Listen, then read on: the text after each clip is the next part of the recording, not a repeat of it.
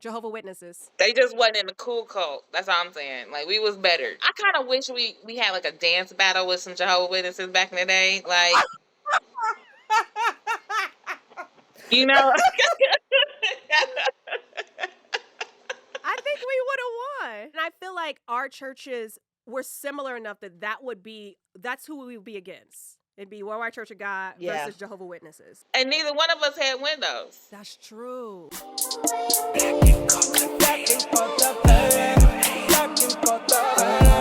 We can talk about it right here, right now, Lanisa, you know we lit. Black and cultivated. Cults ain't just some white people shit. And if we offend you, you can turn us off right now. Click. Cause we gon' talk about it all, light and darkness, even the evil in politics. That's all, that's it. Black and cultivated. You love it or you hate it.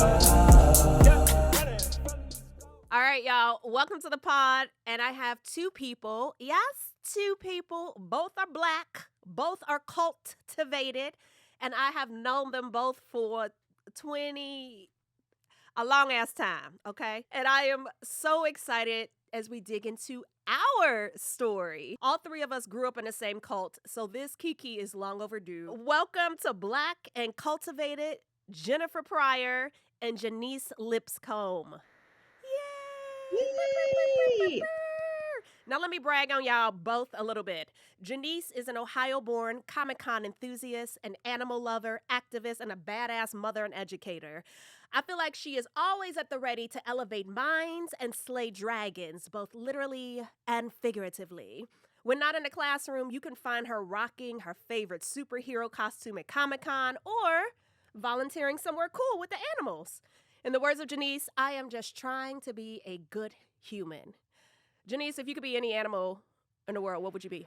Ooh, okay, so my favorite animal is the Bengal tiger. Very loner-like and elusive and cunning and predatory. But for real, I'm like a red panda, like jumping around and then eating and then passing out. So Oh, is that what they do? Because I want to be that then. I changed my pretty mind. much like play.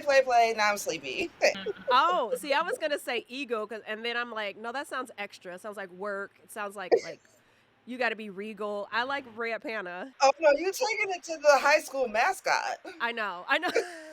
For all of us. Yeah, that's so wild. We were in the same cult and went to the same high school. Well, let me give everyone a little bit about Jennifer and brag on her a bit. Jennifer Pryor is Ohio born and raised. She's a dope mom. She's an auntie who is passionate about judicial reform in every part.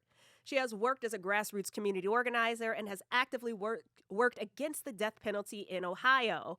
She has a desire to end executions in Ohio, which is awesome, and reform Ohio's judicial system. And if you are watching us on video, you can see her badass shirt right now. She's a graduate of Northern Michigan University, and Jen has an insatiable appetite for learning and is always seeking more knowledge. I loved her tagline, which I stalked out and found. Angry, motivated mom trying to change my world, and generate more smiles. I like a good pun. So my first question is always, what is the name of our cult? The Worldwide Church of God, or WWCG. If you've already listened to this cult bio in the previous episode, feel free to fast forward about 2 minutes. The Worldwide Church of God. They were born in 1934, so they're part of the silent generation. They old as fuck. Worldwide Church of God had a slow-ass death. It was first marked by the leader dying in 1986. Then, over the years, with the infighting and the changing of theologies, the name finally took its last bow in 2009. But a lot of the ideologies live on in WCG offshoots. Worldwide Church of God was born in Oregon. Its daddy was Herbert W. Armstrong. Armstrong was a radio and television evangelist who claimed he was like the only homie able to interpret the Bible for us basic heathens. His doctrine, usually called or commonly called Armstrongism, was kind of shady. There's tons of non-traditional beliefs, but a few that stand out. Number 1, Armstrong's doomsday prophecies. He predicted the end of the world in 1935, 1943, 1972, 1975. And guess what? He was wrong on all of them. So after 1975 didn't pan out, he just said, y'all just be ready because something's about to come. Number 2, British Israelism. Armstrong heavily promoted British Israelism, which is basically the idea that white folks from the UK are the true descendants of the 10 lost tribes of Israel. It's some fake-ass history to support white supremacy. Number 3, how much we tithe. Try to keep up. There was first tithe, second tithe, and every third and sixth year of a 7-year cycle was a third tithe. On top of that, there was a tithe of the tithe, which was 10% of the second tithe. You got it? Yeah, me neither, and I was born into it. Let's just say they were taking a lot of your money. If you are interested in swiping right on this cult, you should know what our leader looks like. He an old white dude. He looked like a white-haired prune. Armstrong was one of those dudes who has always looked old. I don't know his height exactly, but he was giving short king vibes. Interests include money, end-time prophecies, and Jewish holy days. They are looking for someone who is anti-miscegenation, because that is a no-no in the church, someone keeping the Sabbath, and someone interested in giving up their hard-earned money. But so many different things now, because it's like splintered off in so many ways. But for us, it was the Worldwide Church of God. Let's back up, though. All 3 of us were born and raised, right? Mm-hmm. All 3 of us born and raised in the Worldwide Church of God. What I find interesting is our family's connection. You know, my dad was the one that was in it. He was the only member in it. My mom would attend, but she didn't join. Genise, talk to me about your family's connection, because it was a little more involved. And then Jennifer, yours was even more involved. So share with us, Genise, kick us off. What was your family's connection? So my mom was born into it. Her parents were in it in the early days when it was the radio Church of God when it started off. My mom was born in 1954, so, and I was reading the bio about it as to when it actually transitioned from being just a radio to a in-person thing. But yeah, so they were in it like kind of at that very early stage of it. My dad joined, I think, early 20s, like maybe 21 or 22. And my parents both went When to he was Ambassador. 21. Yeah, when he was 21 or 22, he joined it. I think he met somebody at work who was a member, and he ended up going to Ambassador College. And that's where my parents met. So Ambassador College is the church-sponsored college that all young people from worldwide were encouraged to attend. I'm very surprised because, you know, they ain't let a lot of Negroes in there. Well, they let mine in, so I mean, yeah. So there's a whole glorious album of photos from the few Negroes there and their Shut friends. up. That's really funny because I was just talking to my mom about Ambassador College and all the black folks that actually went there and met and got married. And there were several couples when my uncle and I met and got married out of Ambassador. And there were actually a lot of them that went there, even though there was only 5. Even though it was Your mama didn't go to Ambassador, right, Jen? No, we were not about that life. We were not that deep. When I think of families that had an impact at WCG in our congregation, it was your family, because your whole family was in. So give me your familial background of being in the church. I know you said that your grandparents were the ones that got in, even though they came from a Methodist background. My grandmother came from a Methodist background. My grandfather came from a Southern Baptist background. And they raised their kids. I mean, like, they got married at a Methodist church. Yeah. And then they suddenly raised their kids at WCG, which was, looking back at it, it's like, what happened? What was the change?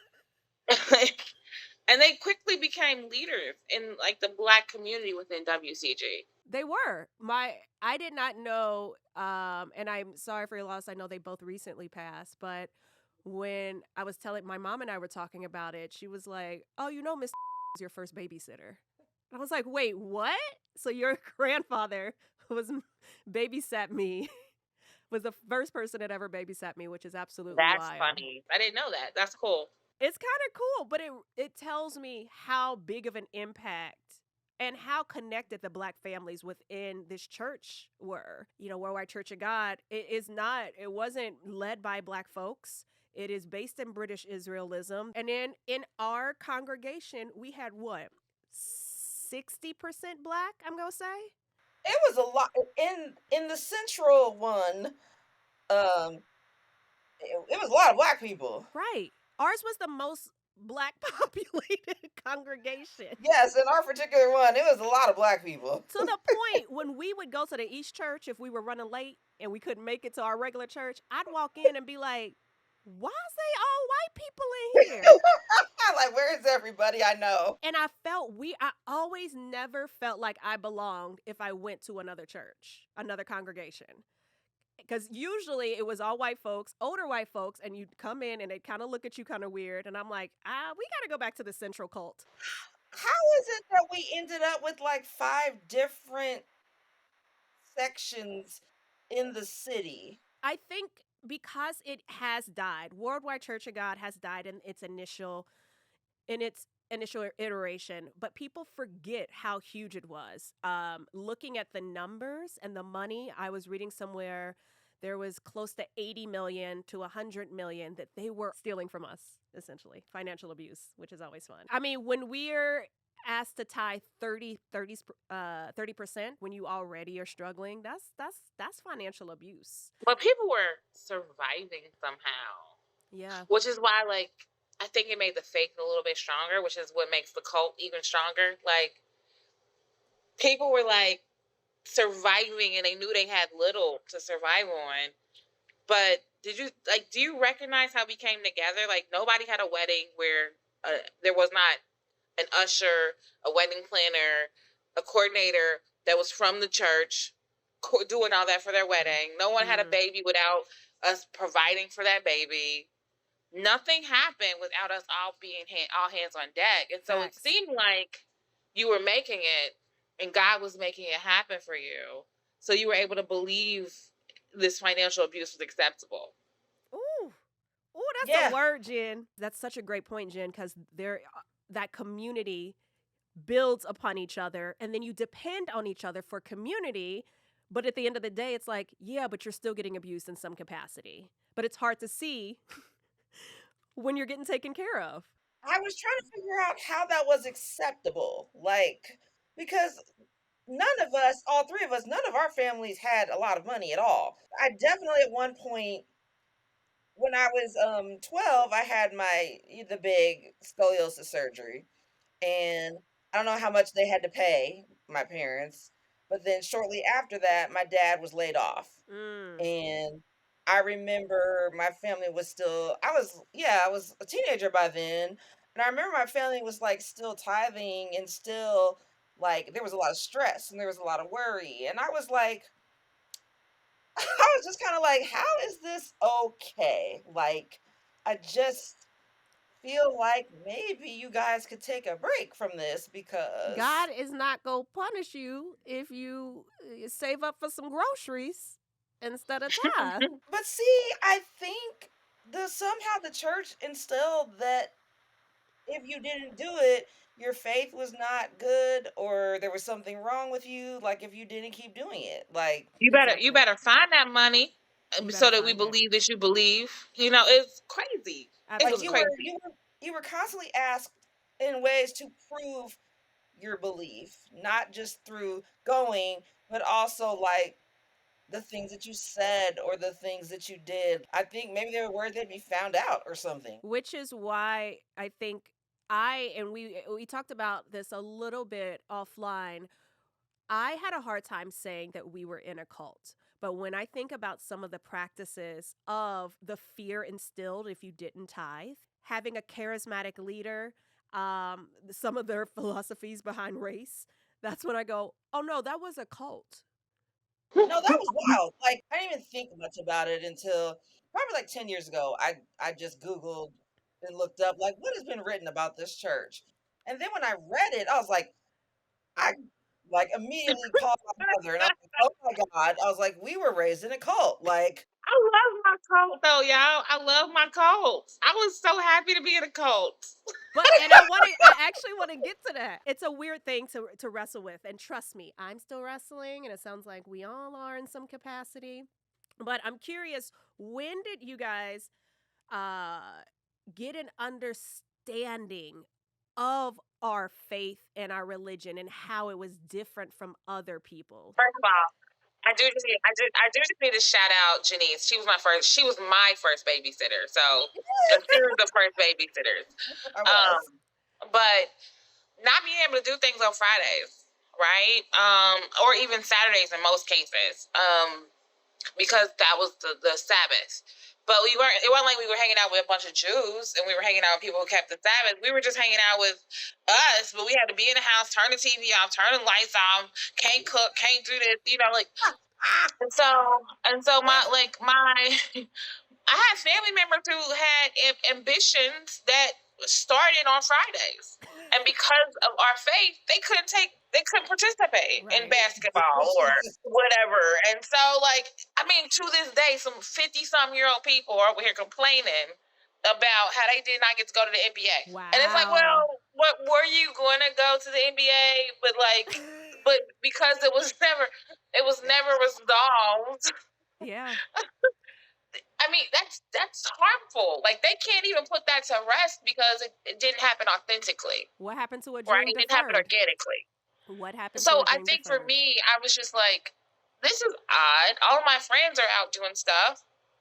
I didn't even watch Saturday morning cartoons. Oh, I snuck and watched them. When we would snuck. spend the night at my grandma's, that's when we could watch them. We snuck all day. All the things we were not allowed to do at home, we did when we spent the night over our grandma's house like once a month. We snuck. My sister stayed up. My grandma go to bed. We turned on VH1. We turned all day. On MTV. We watched cartoons on Saturday morning. We might have eaten sausage over there. Oh, she ate pork, unclean meat. I used to tell people we were Jewish. I must be a Jew. I eat matzah. We keep it all your holy days. We went on a pilgrimage. I'm just remembering taking matzahs to school. Let me clarify for the audience. Similar to Jewish Old Testament holidays, we would celebrate days of unleavened bread where you rid your house of sin, aka leavening bread and shit, for 7 days. And when I say rid, I mean everything. Couch cushions, vacuum, car, clean it. You'd have to get rid of stuff in cabinets, and I'm not saying just freeze it. We would throw it away. On top of how much it cost to acquire it, on top of how much we were giving to the church, but I got to feed my family after these 7 days, and I might want them crackers. Towards the end, I remember my mom and dad arguing, and my mom was like, yo, you can't throw out all the bread. So he compromised and allowed her to freeze it. My mom had me opening up the ducts, vacuuming the ducts out. It was serious. Full cleaning. And matzah, to this day, nothing like a good piece of matzah with butter. It's so good. Matzah pizza? It's fire. Oh, gosh. Fire. Egg and onion for me. Egg and onion was fire. Not the plain. No, not the plain. I remember breaking the lunch meat and the cheese and trying to put that in between this cracker, breaking it everywhere, trying to eat it like a sandwich. We didn't have no Wonder Bread. We were like, all right. It didn't really work out all that great. It really didn't. It didn't. Mess. I too realized then, I'm like, oh, we are strange. We are a little odd. I also remember being pulled out of holiday parties. Yes, it was traumatic. Every class holiday, I remember getting kicked out and being like, I just want to eat Christmas cookies with my friends. I think I went to the office or something until my mom came and got me. And it was traumatizing. I'm laughing now, but 10-year-old me was hurt. See, I was always sent to the library. Oh, you got to read. I was angry. I was angry reading The Cat in the Hat. Not 7-year-old Jen angry reading Dr. Seuss. Right. Okay, so why are we? I explained a little bit of why I am. Why are you both okay, or if you are okay with calling it a cult, And for you, what defined it as a cult?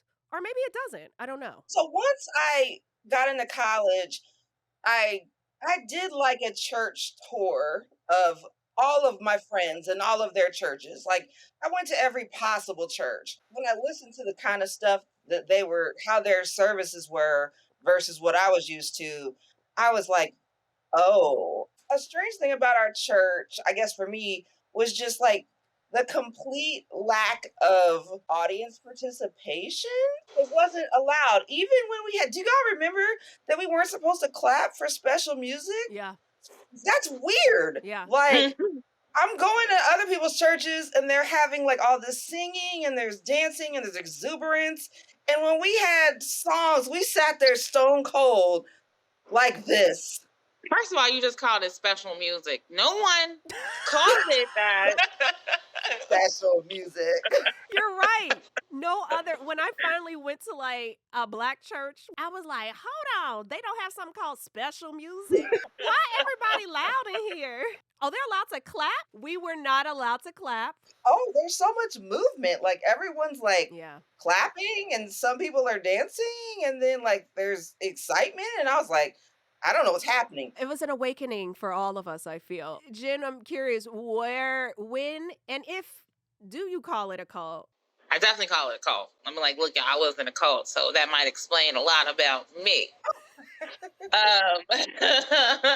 But for me, it was the collapse. I think that's when I really became very aware, because up to that point, my life was normal. It was as normal as I knew it to be. You know, I knew everybody. I grew up with everybody. Everybody was my play cousin. I was loved. I had not been harmed, not that I knew of. And then when the collapse of it, like the branching off and all of that happened, like I remember there was a moment when I don't want to say his name, but one gentleman who I was very, very fond of was rebellious and was like an amen and hallelujah at the church, and everybody was talking about. And that was kind of like the beginning of the Cincinnati end of the church. And then he started going to another church local to us, like in our own community, which was a Baptist church. And then I went there just once to kind of see what it was about. And I just remember thinking, like, there's no reason a worldwide anything should be able to collapse like this. And what are we doing with a worldwide anything? But like, that's too much power. It's too much brainwashing. It's too much groupthink.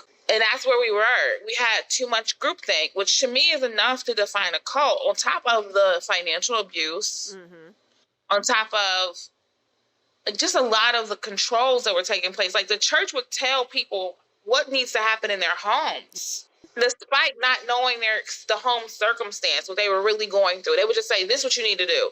And then those people would do it because the church said so. And that was just, that's a cult. Yeah. Like, we was crazy. Jen, there was something that you told me, if you're comfortable with it, there was something you told me that your uncle said about the Kool-Aid. Can you tell that story? Yeah, he didn't say that he was like, we were at a point where we would have drank the Kool-Aid. He was like, they were so doomsday. We were so conditioned. We were so obedient. He was like, they could have just said let's go commit suicide. Let's drink cyanide today. And we would have done it. He was like, there was a point, he was like, I know we would have done it because I would have done it if my mother told me to. And my mother would have told me to if the church told her to. And that, because I would have done it through that hierarchy. You know what I mean? And that was kind of scary to realize that we were literally a part of a cult that could have taken advantage of us in such a fragile way. And I'll get into like what it felt like for us day to day. It changed a lot because I do remember one day just going and all of a sudden they're like, you can't wear no pants no more. And I'm like, wait, what? But I wore pants last week. Like, we would get updates like they were recalls. Like, it's pork in that. You can't eat that no more. Like, wait, what? Like, we just ate that. It was very haphazard. Like, I remember my mom would wear makeup, and then it was like, women should not wear makeup. Because when I thought of a cult, I thought like people in sheets, like chanting and like weird shit like that. Like, I wasn't there. Like, I was like, Okay, I got to a point where I was kind of like, maybe it was cult-ish. Like Mm-hmm. it was on the fringe of it, Mm-hmm. but looking at the senior leadership's actual, like what he actually believed and what he thought, I was like, oh yeah, that's totally a cult. Like when I was young, I didn't really see that, but once I really read, like, I mean, yeah, our own publications, The Plain Truth, The good news. Y'all, we had a TV show. we sure did. The World Tomorrow. A college. We had our own college. Yeah. We had our own athletic leagues. We didn't need the world for anything. It was fun. That Yes. having our own athletic stuff, having our own, Right. I mean, yeah, but it was separatist, right? Because I remember feeling frustrated because I really wanted to do school stuff on Friday nights and I couldn't do it. Uh-huh. And my friends would be go to football games or just hang out or do something and I never could go. And that was definitely frustrating. Now, was the church still intact when you guys were in high school? Because by the time I got to Walnut, I was going to football games. I rebelled enough where I said, I'm not doing this anymore because I joined marching band. Okay. And I was like, I have to go to practice. And I was in Oh yeah, theater. yeah. So I started to rebel and was like, I'm not doing that. I'm going to go to the football game on Friday night.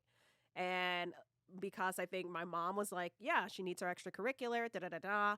There was some leniency. But I do remember getting some side eye because people knew. I definitely got some side eye because I was not the perfect member. Oh, what about you, Genise? To me, the breakup or split happened, I think, when I was like maybe 18 or 19. Wow. I think that's when that happened. So we are in this cultish, whatever you want to call it thing. I definitely knew there was some shit with race going on. Mm-hmm. I often felt less than white people in the congregation. I don't know how did you guys feel? Yeah, that was there. I mean, it wasn't expressed openly. I mean, I wonder if that was a reflection of the church or just like reflection because we were not allowed to really be a part of mainstream life. At least I wasn't. I definitely felt like the white kids were more favored. Right. Like, I mean, we went to the Central Church, and so like Central Church was pretty black. It was a very Facts. black church, right? And so the one incident where I think race became very, very prominent in my memory was when my cousin started dating a white guy from church. It was a big deal, and I was like, "What's the big deal? Like we're not allowed to date people who are not in the church. He's in the church. What's the issue?" In my mind, we're doing what we're supposed to do and date people that have the same face as us, and they're like, "But they're not the same color." And I'm like, "But are we the worldwide? Like, what if he was Asian?" Right? What if he was Indian? Like, aren't we the worldwide Church of God? I've literally been overseas and met people that look very different that believe in us in this. So what are they supposed to do? interracial dating was way less accepted in the 90s, way Mm-hmm. less than it is Yeah. now. But like we weren't in the world. Like it was like I was like, if we're gonna be insulated from everything else in the world, then why can't we make our own rules? It just was really odd to me because like we're not doing anything else the world is doing. Why can't we do this other thing that no one else is doing? I mean, that was we weren't supposed to date people outside the church, and I had my own dating disaster saga, as y'all might recall, with a certain person who lived in a different city, but he was in the church. So I think what it was and what was never explained to us was that Worldwide Church of God did have a strong stance on interracial dating. By the time we got to our age, it wasn't taught, but it was still there. It was never blatantly said. But I found a sermon from Herbert W. Armstrong, which states that the next evil to take over the world is interracial dating, and why that is the most thing kin to being worldly and of the devil. So, and this was a sermon that he gave while we were alive, y'all. So we were in it. Jen, you might have been a baby by then, but Genise, you and I were we We were living and breathing humans. And this Ooh. sermon came out that says, and I'll definitely quote it and tag it. This sermon said that interracial dating is the biggest evil and the next big evil to take over the world. Which was a reflection of a lot of how a lot of other people felt in the world, but it's confusing as hell to me because it's like, are we a different? I'm like, are we a different species? Let's take a break. Well, I have two more things to add. Please. One with my mother and another example that I just witnessed. But my mother, when she was pregnant with me, she was ostracized. Like, she was shunned practically because she was pregnant with me while not being married. She was not, like, she wasn't allowed to come out of her bedroom. No one was allowed to talk to her. And she was basically mistreated and ignored for her entire pregnancy. Wow. And I didn't know that. I did not know that about my mother. She never told me that. I didn't know that until last year when my cousin told me. And she said, you don't know how your mother's pregnancy went with you? And it's because she wasn't married. That's why. And so she was, I don't know if you guys know, one of her friends from the church was like, I'll marry you, so it's easier. If you just want me to marry you, I'll marry you, and then people will talk to you again. And she was like, no, I don't want to do that to you, but I appreciate you and I love you, but no. And then he went off to Ambassador and got married to, and they have a beautiful life and family. But that could have all been different because of a cult saying, you're going to have a terrible life if you go down this path. Wow. And I'm willing to save you from it. Jesus. And there was a single woman who found the Worldwide Church of God. Her name was. She had a daughter who was a little bit older than me. And she was single and she was broke. And she found the church, and the church liked her enough to exploit her. But she was no dummy, right? That's the thing about most people in survival mode. She was no dummy, right? So she came and she kind of left within a year or two. But they never treated her right either because she had a child out of wedlock. Wow. They just never treated this Black woman right just because you came in already not the way we want you to. Wow. So those are two things for me that I was like, well, are we a church or what are we doing here? I'm curious, Jen, you and I talked before, because even though there was so much toxic stuff, we had fun. How do we reconcile that?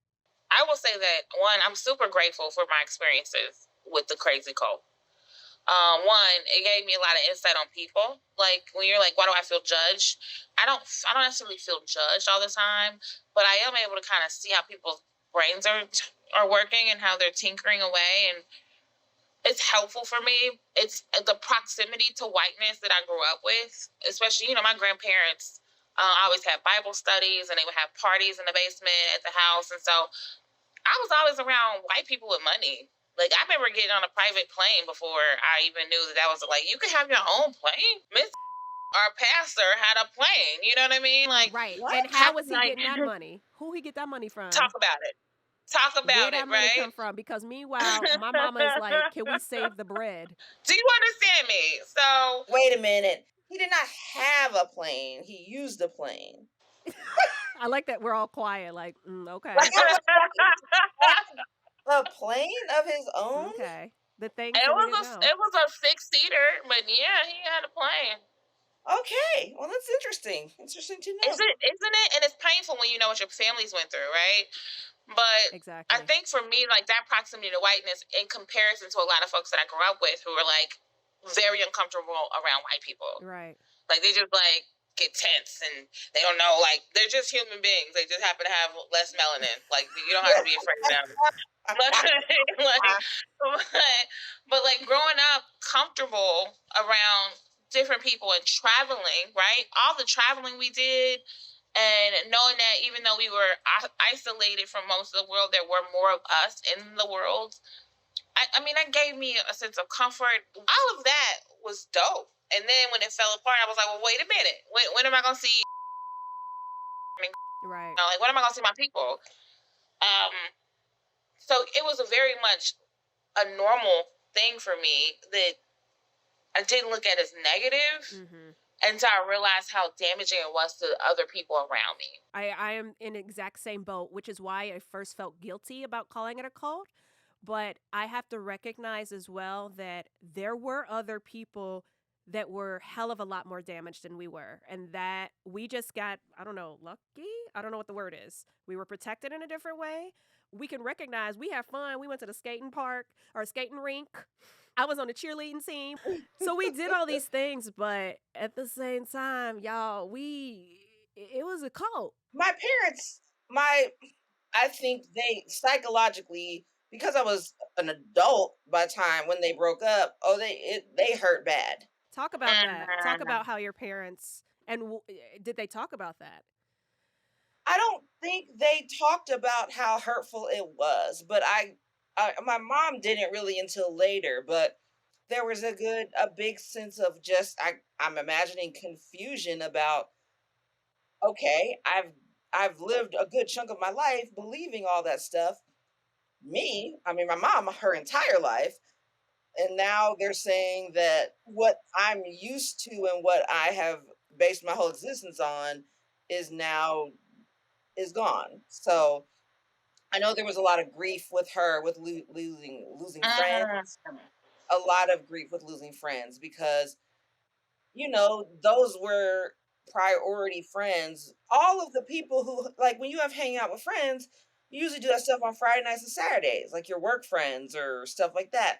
There was none of that for them. Right. I think their world actually just really crashed. They didn't really tell me, but I could tell. And there was a lot of sadness there for having that gone away. Like, I was like, well, I guess I'll just be in this church and marry somebody in this church, and I guess I'll be in this church. I didn't think, like, I'm gonna leave this. I didn't know anything else. Had it not ended the way that it did, I'm like, would I have stayed in it because I didn't know anything else? It did make me wonder, like, what does the future look like? And just to clarify for the audience, because I don't think this is clear, in 1986, Herbert W. Armstrong died, and thus began a slow roll of the higher members, the essentially men, deciding, hey, let's take a look at what we were preached and see whether or not this is still valid.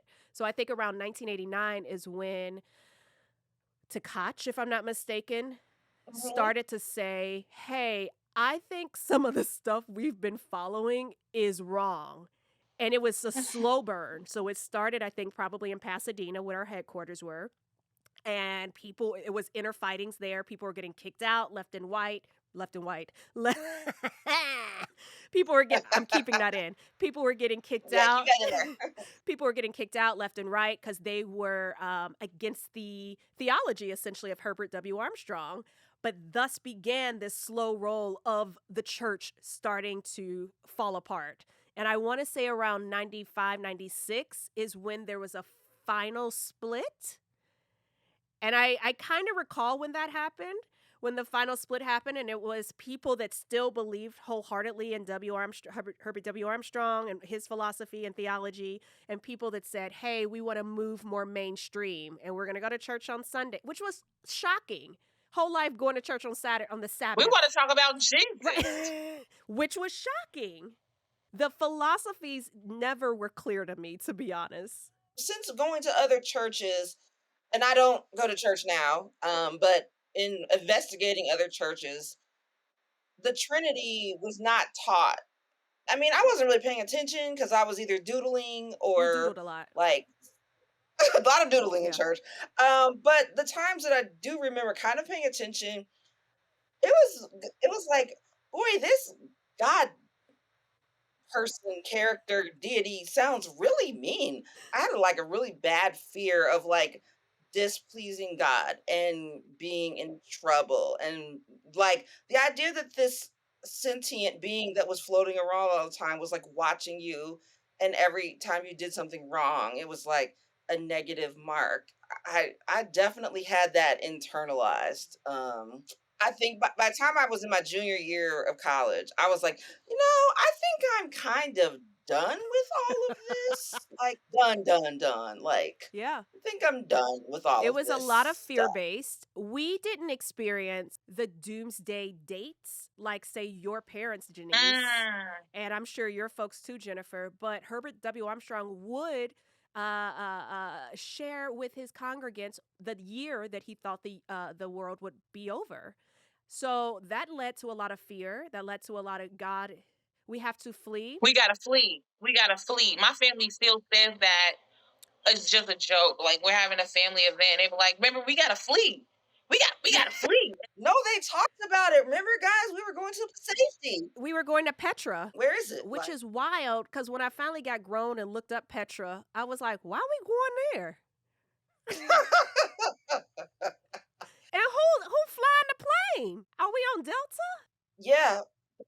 Things were gonna unravel, and we're gonna go somewhere where we were not gonna be affected. I don't know.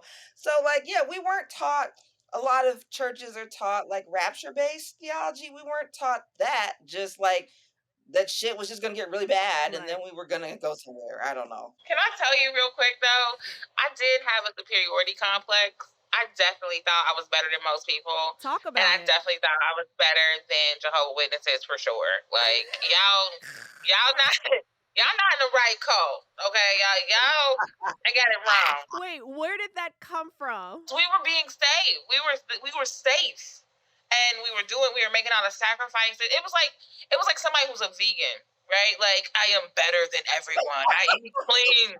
I don't harm animals. Like all that good karma. It's like we were making all the sacrifices to have good karma. So of course we're winning, right? We're the winners here, right? And so I really thought I was better than Jews. I thought I was better than Jehovah's Witnesses, and I thought I was better than your average human. Like, if you're not over here in Worldwide Church of God, then you losing. Definitely adults talking about other adults, family members, about how, well, they don't know any better. They don't have the truth. They don't have the knowledge. Yes. And I remember those Oh, my conversations. mama got talked about a lot because she wasn't in. Yes, she did. Oh, I knew. My mom knew too. And I was like, how do you reconcile the fact that you'll attend sometimes? Of course, some people smiled at her face and weren't nice, but they talk shit about other people. I really wonder how that affected marriages because there were some people that, yeah, like one person was attending, the other person wasn't. And I can't even imagine how much tension that would cause Oh, I felt it. or conflicts.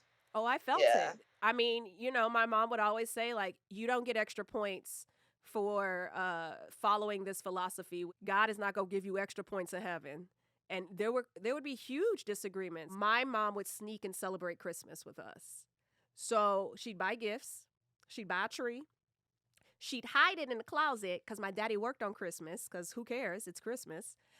He would go to work. She'd bring the Christmas tree out, put the gifts around the tree, wake up, open your gifts, take some pictures. Oh, it's 3:00. Your daddy on his way home, and pack it all back up. That was a fast Christmas. The feast was our Christmas substitute in terms of gifts. We got feast gifts. Just so our audience understands, I went through it a little bit. What was the feast? You had to take a note to your school to say you will be out of school for 8 days or 9 days or 10 days, however long you were going to be gone. You would go to a different city usually. On the years when we had more money, we would go far. The years that we didn't have as much, we go to Dayton. And we would usually stay in a hotel. And yeah, you would go to church every single day. The Feast of Tabernacles. For people that don't know, the Feast of Tabernacles is an Old Testament holy day, and we celebrated it as it was a pilgrimage for us. So you were supposed to leave your home base and go somewhere else to worship with other people for 7, 8, 9, whatever days. If you were broke that year, you go to Dayton, because we were in Cincinnati and Dayton is 45 minutes away. If you have money, you might go a little further. You could go to Big Sandy, Texas, where another headquarters were. You could go to Pasadena. We never made it to Pasadena. We were too broke. We didn't get to the Holy Land. No, we didn't get to the Holy Land of Pasadena. But we went to Wisconsin Dells. So you're there 12 days a week, or 12 hours a day. You'd be in the youth. I was in the youth choir at Feast, and you would eat, breathe, live Worldwide Church of God. And looking back, businesses loved us because we'd bring in so much money. We would bring in bank to restaurants. All the hotels would Yep. be booked. All the amusement parks booked because the Worldwide Church of God was coming for Feast of Tabernacles. And I think like the amount of stress it probably put on all of our families is wild. For those that were like in it from like your mother, Genise, I know my family was so accustomed to it. They planned it. Like as soon as they came back, they were planning the next year's. Oh. And like one year we actually went overseas for the feast. Okay. And but we planned that 3 years in advance. Where'd y'all go? Wow. We went to Rome and Malta. And Wow. and they had a whole Worldwide Church of God, big old auditorium there. I was like, we really is worldwide. See, I feel sorry for you, Jehovah's Witnesses. Y'all ain't got this. We really were worldwide. Like we were everywhere. Yeah. We were all over. Yeah, we really So were. there's something to cult brainwashing. There's something to human nature that is attracted to that. Yeah, it's also attracted to the fact that we wanted answers. Our parents wanted answers. They wanted to make sure they were doing the right thing. Before my dad died, I did ask him, I'm like, why did you put us in that church? And he said, there's no rule book on parenting. I thought I was doing the best I could. I thought that this was the right answer. Because when you wake up, you don't say, I'm going to join a cult. We also have to remember that we ain't had Google back then. Our parents didn't have that privilege. Yeah. So I feel like I have a lot of grace and like, I guess forgiveness in the sense that we didn't know. They didn't know. They were tricked. They were victims as well. Because brainwashing, like you said, Jen, that's a powerful thing. And I think my mother was, like I told you, she was isolated when she was pregnant with me. Right. But she was so afraid to abandon that version of God Mm-hmm. that she stayed. But as soon as the church gave her an out, she was ready. She was like, I'm out. We don't have to do this shit no more. She was grieving. She was brokenhearted. She was confused. Yeah. That all happened when the church kind of splintered. But part of her was elated. Part of her was relieved. Like, she was like, oh, I don't have to do this anymore. This church that hurt and harms me so much, you know? And so that's scary. Like, they put a lot of fear in people. Like, my mother she didn't believe in it after. I don't think she even believed in it after she had me. I think the way that they treated her, she was like, what the fuck is this? Right? But she was too afraid to abandon it to find the truth for herself because that's all she knew. And it's just a little scary that she spent so much time invested in something that was a lie. It was a lie. It was a lie. And she's now still recovering from that. How long ago was this, y'all? Like, yeah, the split, like that was 25 years ago. Right. She's still healing. How are you guys healing? What does that look like for you? I openly talk about it, and I am grateful I still have a relationship with a lot of people that I had strong ties with. Facebook, honestly, I can reach out to folks that meant a lot to me in that world. That's been helpful just to not lose contact, because that was a huge part of the church for me, was just having those relationships. Right. I don't think my mom has an actual process of healing, but I think that she's taking it in stride, and especially once her parents died, I think for a lot of us there was a freedom there, like the matriarch and patriarch, the deacon and deaconess of the Central Worldwide Church of God of Cincinnati. Once they died, a lot of shame and guilt has been removed, so we can do more processing more openly. And so I think that might help, honestly, that her parents have passed on. Yeah. But me, this is how I process my healing. It's just talking about it and being in communion with folks. Genise, what about you and your parents? So my parents still attend what became, so when Worldwide ended eventually, it became known as Grace Communion International. So my parents still go to it. Wow. Yeah, they still go there. It's been hard for my dad to reconcile feeling disappointment of having so many people leave. They couldn't let it go. Like they couldn't let, Yeah.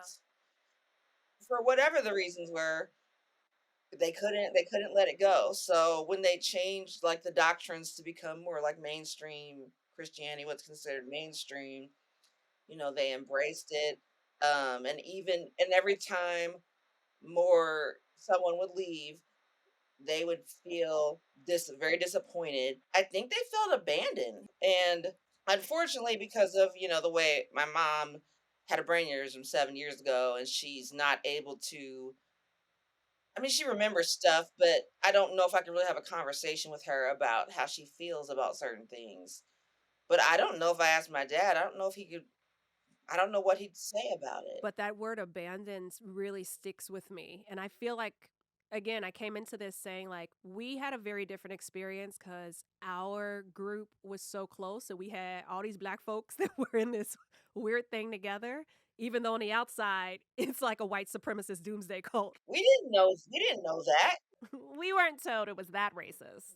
Uh, but our parents, I have so much, I don't know, empathy for all of them. Like, your parents were my second parents, Genise, like those are the other folks that I grew up with. Because that makes me feel so sad, because when you talk about how your mom was treated, because like, I mean, my dad was your mom's coach, like in all those sports. And Hmm. like my my parents were the unofficial ride givers. Like they had a van, so it was like if somebody didn't have a ride to something, it was like, come on in. So Yeah. there was definitely that loss, a sense of profound loss. And like, I've been in this so long, I don't know what other options there are. Mm, And um this has been for my mom like my whole life, and for my dad most of my adult life. Because if you bought into any of his, especially Armstrong's teaching, it's very hard for people to say what I believed was wrong, which is why you have a lot of people running around saying things they'll know it's not even right, but they'll just keep like, no, I can't possibly be wrong about this. And it was reinforced too, because like you just said, we all went to the same high school, right? But like Janice, when I first got my first bike, I would ride my bike to y'all house. Because I lived less than a mile away from you, Yeah, and we so live I would ride my bike to your house. And so, like you said, you guys were the unofficial ride givers. Like, it was real, like, our community absolutely. was all around us. And Absolutely. so, like, oh, you're not getting weak, are you? Like, let's pray, like, there was always someone there to reinforce the doctrine and the cult theology when you started to get tired. so many nights I remember in your parents' or in your grandparents' basement, sitting on the staircase, talking, hanging out. I'm sure they all talked about like, how's that unleavened process going? Yeah, they reinforce that. And how scary is that to lose that then? So that helps Right. to keep up a cult. It's scary to lose the community I've built. It's scary to lose the community that my children now know. Especially at the risk of looking stupid. Right. I mean, for especially for the people, a lot of people who like ostracize other family members, even, I mean, we were told we're not allowed to vote. That was a big deal with my Yeah. grandparents, my dad's parents and him, because of, I mean, they grew up in the deep South. They did the whole fight for civil rights, and like, you're not gonna vote because your church tells you can't vote. They were indoctrinated to like speaking your mind and raising your voice and saying how you feel can lead to being ostracized. So And that's why when Mr. had that period where he was like going he coming to got church every kicked week out. and having an He got kicked outburst, out. we were all like, what? Like, we were all kind of like, he was to us like, oh, he's lost it. He's fallen off the handle. Like, and that, looking back, I am so grateful that he decided to do something different because he saw something wrong, right? But he started to speak up.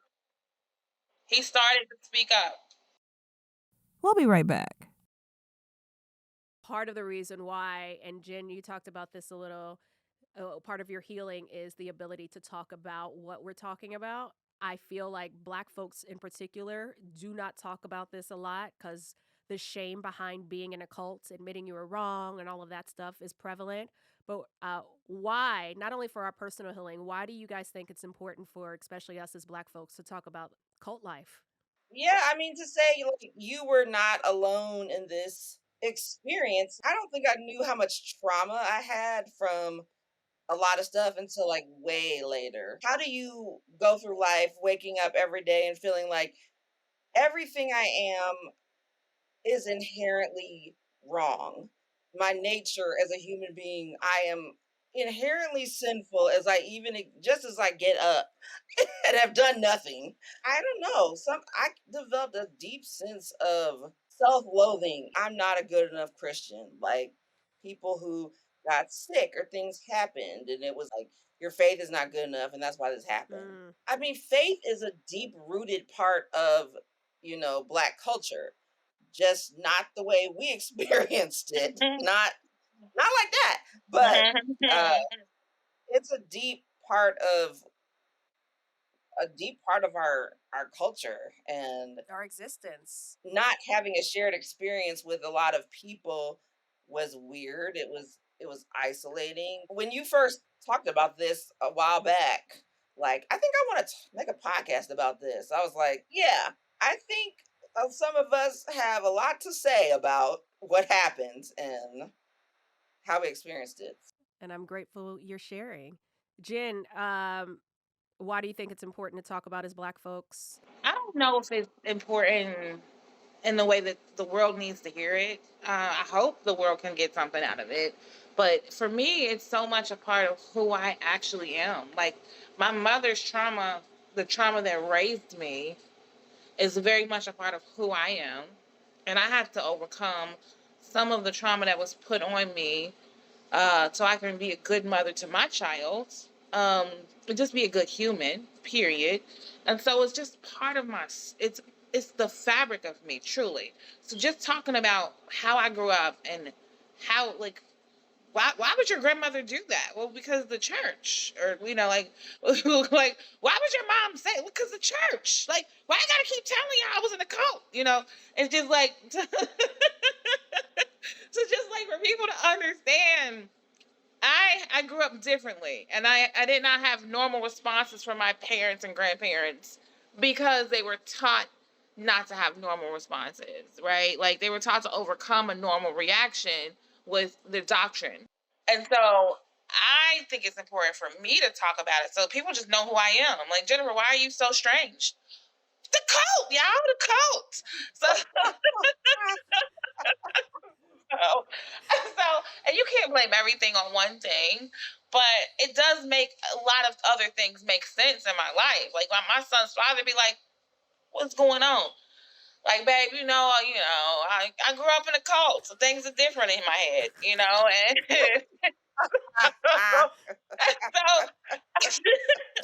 I'm gonna I go. just I'm need gonna tell my boyfriend that. I just need them to know. I just need people to know that I'm not making this up. Like, this is a validation. I'm here with two other women who can at least say, yeah, that was a real thing. That really happened. And up until this moment, he probably thought I was making it up. I feel that way too sometimes. And every now and again, I will encounter someone in the wild that grew up in the church and they immediately get it. Yeah, like she said, it's a big part of it's a big part of who I am. The fabric of us. That was beautifully said. That was a beautiful note to end on for the seriousness of it. We still got to kiki a little bit more. On the scale of diet cult to Molly, you in danger, girl, where does the Worldwide Church of God land? I feel like it's definitely diet cult because all they wanted was our money. They would have let us do anything as long as they could control our minds. Like, they would let us do anything as long as they was like, keep giving us that bread, right? As long as it's unleavened. As long as it's unleavened. Keep giving us that bread. So it was a diet cult because we got to do a lot, and we had our own. They created this infrastructure where we had a lot, right? But It was still a cult. So, okay, 1 to 10. 1 to 10, I'm going to give it a 4. Okay. I'm going to give it a 4. Genise. Yeah, I'm definitely gonna put it on the 4 or 5. Like, we did a lot of fun stuff, but yeah, nobody was like burning things, well, that we know of. But we didn't kill any animals or No, we know of. or wear like handmade clothing. Okay. So A good medium. a good medium cult. We're going to play a game called Cult or Nah. So I'm going to name a few things, and you tell me whether or not you think it's a cult or nah. Black people in prom. Yeah, now it is a cult. They crazy. See? I don't The think hell it are is. they doing? I think it's our need to celebrate. They spending $1 billion to go to prom. You know what I'm saying? Lamborghinis, ankle pants. I mean, Latin people got quinceañeras, Right. and we got people having bar mitzvahs. Black people have taken prom because we were like, we don't have a quince, we don't have a bat mitzvah, so let us have prom. Hebrew Israelites. Are these serious questions? Ask me a hard one, you know? No, Yes, these they are- wear these some are purple serious aprons out questions. here. Brunch. Brunch is amazing. Also, you in a if cult. it's a cult, it's a great one. I'm on the brunch train Oh, she's strongly. All right. Jehovah Witnesses. They just wasn't in the cool cult. That's all I'm saying. Okay. Like, we was better. I kind of wish we had, like, a dance battle with some Jehovah's Witnesses back in the day. Like, you know? I think we would have won. I feel like our churches were similar enough that's who we would be against. It'd be Worldwide Church of God Yeah. versus Jehovah Witnesses. And neither one of us had windows. That's true. Oh my God, that's true. We didn't have windows at the church. Damn. Anything that you would like to leave the listeners with? I have so many things to say. And I really just want to say I'm grateful for the experiences that I had with WCG. So grateful. So many experiences. There's not enough time to cover them all. But like Genise washed my hair because she had long, beautiful hair. And she was like, girl, let me show you how to grow it. And I was like, please. And like Genise washed my hair and she was like, one of my first babysitters. You were one of my babysitters and you taught me how to play the flute. And I just loved being around you guys. I hate that it was rooted in opportunism and taking advantage of people. I hate that that's where it stemmed from. And so many people consider their lives ruined or derailed because of it. But for me, my experiences were gems. They were all gems. And I'm grateful for them. Yeah, I mean, I loved a lot of aspects of it. I wish it hadn't hurt people the way that it did. I guess I could say that, like most things are not either 100% good or bad. There's some kind of gray area in it where you can say, yeah, this part of it, the community, the way we came together, the way we were so comfortable being at each other's houses, that part was awesome. You know, the parts about isolating from family members and all that stuff was bad. But for anybody who has like a childhood or a past that they have mixed feelings about, I guess I would say, like, talk about it. If you've never shared your story with anybody at all, especially now we're lucky because we can look up and find other people who've had a similar experiences. Like, yeah, I went through that too. So find somebody else who you can commiserate with and share your story, share your experience. And it's with anybody who's been through I guess with something similar to brainwashing. Like, it wasn't your fault. That was perfect. That was a beautiful button to end on. Thank you. Thank you so much, both of y'all. I love y'all. I appreciate y'all. We love you. Appreciate it. Y'all divulging or entertaining me in this quest and journey to share our story in this way. I do feel that there will be people to talk shit. I'm okay with it because I think it's more important to share this story and let go of shame, personal shame, and maybe help somebody else. Who knows? So thank you. I really am grateful and truly appreciate both of you. Thank you. And I love you and I'm proud of you. I hope this reaches a lot of people. Thank you. Black and CULTivated is a production of Laugh Now or Wait Till Later. Created and hosted by Lanisa Renee Frederick. Produced by Yinka Rickford Angwin and Lanisa Renee Frederick. Video, audio editing, and all things tech, Antonio Ruiz and Jamil Nelson. Special thanks to Kevin Fredericks and Kev on Stage Studios. Leah Friars, Kara O'Connor, and Amir Edwards. Theme song by Rufus Moore. And finally, thank you. Thank you to each and every one of my guests for courageously opening up and sharing your personal stories on our podcast. Your strength, your resilience, and willingness to share is an inspiration. And for that, I am truly grateful. Deuces.